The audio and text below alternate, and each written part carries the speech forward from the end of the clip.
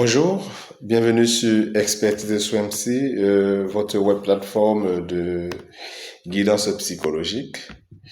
Dans le cadre de ce tutoriel, nous allons vous présenter, ou bien nous allons vous donner 4 conseils, 4 astuces pour éviter de sombrer dans la souffrance morale.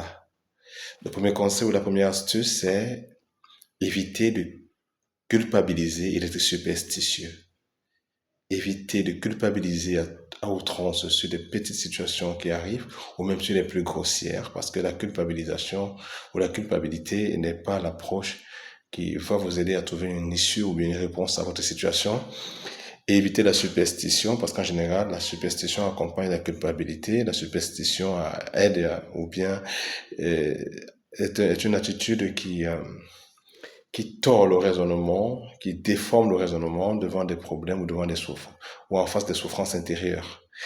La deuxième chose, c'est éviter de banaliser la situation que vous traversez.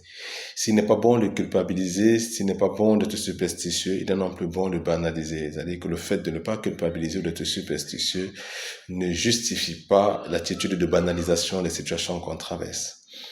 Le troisième conseil qui est intéressant, et là ça devient, bon, c'est un coping positif, c'est plutôt faire une lecture objective de sa situation.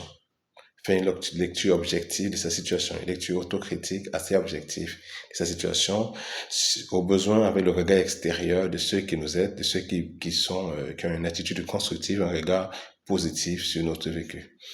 Et le dernier conseil, c'est après avoir fait la lecture objective, il faut mettre en place de façon méthodique des résolutions qui vont nous aider à, à faire face à la situation qui peut être menaçante pour notre psychisme, notre dignité, notre équilibre.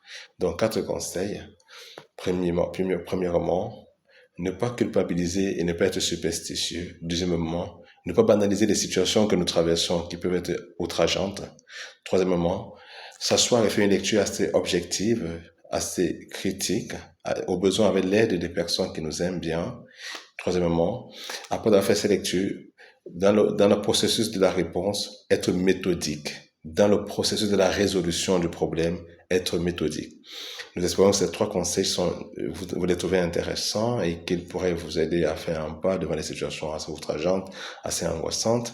Nous espérons donc que ce tutoriel vous a semblé intéressant ou bien l'a été véritablement. Pour nous soutenir, nous vous prions de liker, de commenter. Et si jamais vous l'avez trouvé intéressant, de vous abonner et à très bientôt pour le prochain tuto. Merci.